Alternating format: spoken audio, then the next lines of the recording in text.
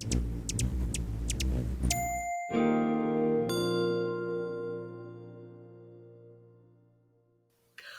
to CharityVillage Connects. Today we're celebrating the 2023 winners of the CharityVillage National Awards. Joining me today is Ambreen Ahmad, Managing Director, and Jared Ross, Board President at the Metro Toronto Movement for Literacy. They're the winner of the Best Nonprofit Technological Innovation Award for an organization of under 20 staff. Congratulations and welcome. Thank you. I wonder, Ambreen, if you could tell us about your organization and what made you decide to submit a nomination this year to the awards. Well, MTML has been in the field since it's the 44th year. We support adult literacy across Toronto and New York region. We have 33 different service providers in Toronto and New York region, and we advocate adult literacy. We provide professional development and create resources.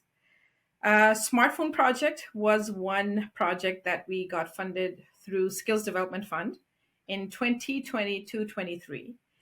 And when I saw the nomination on Charity Village, I said, we have to do this because of the unique and innovative characteristics of the project. There are many reasons for it.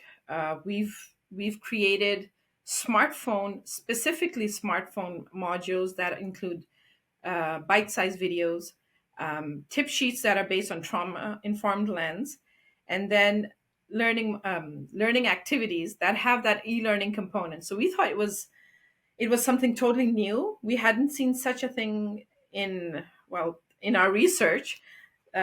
Specific modules for literacy learners, not only literacy learners, but also employment services clients. So yeah, it serves a lot of purposes and for a diverse audience. Plus, it's very culturally unique. Each of the project partners that were involved created their own modules, obviously through our project staff, but that made it very unique. So it sounds like an exciting project. Ambreen, what do you think made your nomination stand out when we had so many fantastic, worthy finalists? What do you think did it? Well, I don't know. Thanks to you guys, but but I think in the way technology is advancing, our modules or the web application that we developed, the learning material that we developed were very much advanced. They come up to the criteria of that literacy requirement as well, where it's very easy to learn. So it's not only easy to learn, but it has that technology aspect. So I think that would have been one of the major reasons. Plus, they're in different formats. That's another thing. So it's not only instructor-led, it can also be done independently by learners. So it's just serving different audiences. Then it has that accessibility characteristic where we made sure that as we serve the deaf and deafblind as well, so we try to inculcate that software in it where people with different challenges could access it using those different settings. I think that would be it. That is fantastic, actually. I should remind you that our judges for these awards aren't Charity Village. It's made up of subject matter experts in the field. So in your case, in technology. So bravo, you certainly impressed them. Jared, what do you think made your nomination stand out? Well, I wanted to echo Ambreen's points a little bit. What I think about the smartphone project specifically is, we just really tried to make it kind of ubiquitous. There was such a huge demand during the pandemic and afterwards to get people onto devices, to get people using Zoom, using their devices. And what does everybody have now? What's affordable? It's a smartphone.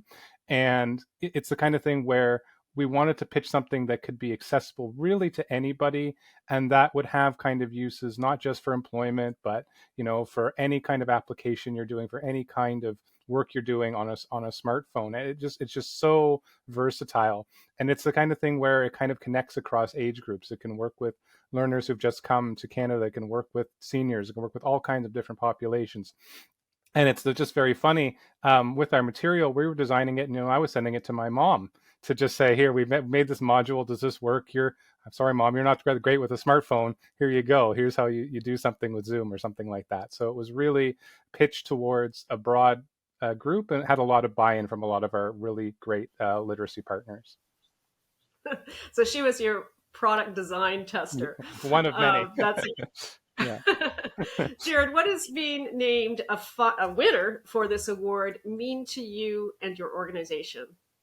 Thanks, Mary. It really means a lot. As Ambreen mentioned, we're kind of in year 43, 44 of our history as a literacy organization, where our mandate really is to connect learners with all of our fantastic partners, colleges, different literacy organizations that serve specific populations in the community. So we're always a little bit behind the scenes. But we always want to kind of raise that flag for literacy, raise our voice that, MTML is here, that we're doing advocacy, that we're doing projects with our partners. And so to get that kind of presence and that recognition is amazing. And the Smartphone Project is one of the biggest projects we've ever embarked on. And again, I wanted to shout out Ambreen and the team at MTML for doing such a fantastic job on it. And it just means so much to be nominated and be acknowledged for our success. Well, you weren't just nominated, you won. So you impressed the judges, that's for sure. So thank you for all of the wonderful work that you've been doing and making the nonprofit sector and the communities that you serve a better place. Congratulations for this impressive award and good luck to you. What a wonderful project. Thank you so much. Thank you so much, Mary.